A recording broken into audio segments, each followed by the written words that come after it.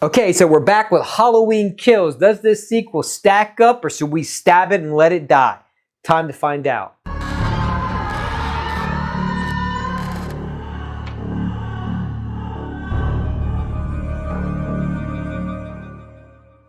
Hey everybody, welcome back to the Nightmare Collective. I'm Chris. Thanks for stopping by and watching my review for Halloween Kills. So we are here. I hope you checked out my review for Halloween 2018. If you did not, I will link a card up below. Up below. Up above. Up below. Up below. No, don't do that. I'll link a card up above. Check that out, and then you can come back and watch this as we prep for Halloween Ends. So let's get right into it. I like this movie. I'm not saying I'm in love with this movie. I do think I like this movie more than a lot of people. A lot of people like really get stuck on the middle of this movie, and I think the evil dies tonight. Evil dies tonight. maybe we can say that in Halloween Ends. Maybe evil will die that night 4 years later. Evil did not die that night, unless you consider a lot of these townspeople evil, which they could have been. I mean, Michael fucks up a lot of people in this movie, and it's awesome. So I'll say going in, what I like about Michael, what I'm looking for is probably a little different than maybe what you're looking for personally. So for me, I can exclude all that shit, especially because I think people like to be very harsh on this movie. And then we look at Halloween as a whole, and we've got Halloween 5, and we've got Resurrection, and we've got some really bad movies in this. And so I feel like if I'm comparing that to 5, I never want to watch 5. Well, I do like Loomis being crazy, though. Tell me what you know. Right.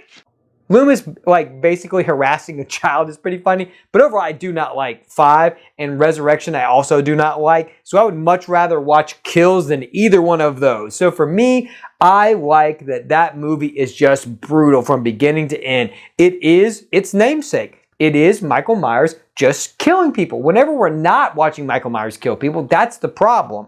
I do like some of the cameos in it. We didn't really need the nurse, you know. So there's some that you're just like, do we really need this? Was this necessary? Do we need to bring back all these, you know, ancillary characters that, you know, were just fine?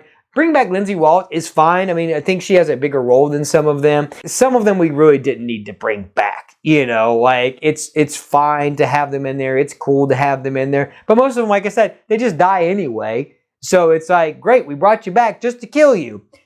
I mean, it's fine. You know, especially because some of them aren't played by the same actors. So you're just kind of like, having Lonnie back played by somebody different is fine. But overall, I just think their characters were probably very underutilized, and so I think they were trying to shoot for the stars and be like, hey, we're going to bring everybody back so we can have this night, and it's going to be cool because these are all the characters you remember from the first one. And you're just like, it's fine, but I don't really care about any of these characters anymore. Where have they been for 40 years? I just want Laurie. You know, I just want Laurie and Michael. That's all I want. So I do like the brutality of this movie. So I think that's what strings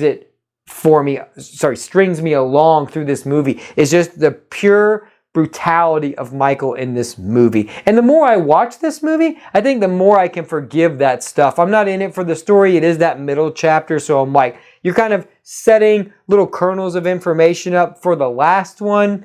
But I don't know. Like I said, it doesn't fully work for me. A lot of the story stuff is very mixed to bad for me. So I think that's the worst part about this movie. But I do like Michael in this movie, which is why I'm here. I'm here for Michael Myers to kill people, and I get that in spades. James Jude Courtney, again, is phenomenal. So I don't know.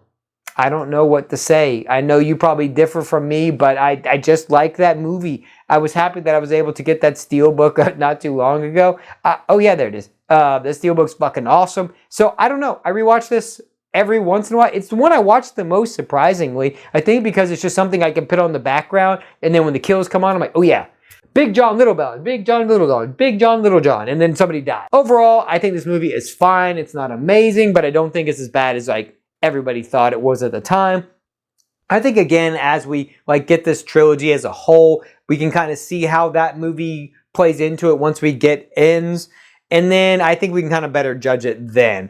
But overall, it's a mixed bag for me overall, but I do like the brutality, like I said, of Michael. So let me know down below, what did you think? Do you like Halloween Ends? Do you think it's a dog shit pile like as some of the other people think? Where are you kind of in this mix? And what are you excited for about Halloween Ends? Obviously don't put a bunch of like spoilers down there. Like nothing is, obviously nobody's seen the movie at this point. So just don't put a bunch of trash down there. But let me know, what are you looking forward to with Halloween Ends? What do you like about Halloween Kills? You know, what are your favorite kills? Is there stuff, do you like this movie more than 2018? You know, where does this kind of fit into your ranking of Halloween movies? I want to know all that down below. If you like what I do, consider becoming part of the collective.